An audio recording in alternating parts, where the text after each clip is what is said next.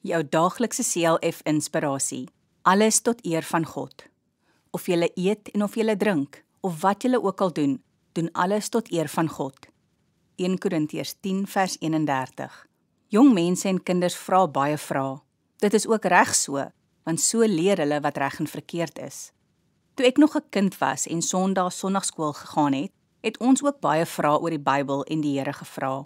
Op 'n dag het een van my maats aan die onderwyser gevra, hoe weet ons as kinders wat reg of verkeerd is? Haar antwoord het vir my so baie beteken, dat ek dit tot vandag toe onthou.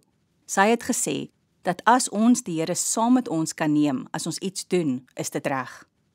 Wanneer ons egter iets doen waar ons die Here nie by wil hê nie, is dit verkeerd. Vir alles wat jy doen, vra jouself af of Jesus dit saam met jou kan doen. As jou antwoord ja is, dan doen jy dit tot eer van God. As jou antwoord nee is, los dan liewer die dinge waarmee jy besig is. Kom ons bid saam.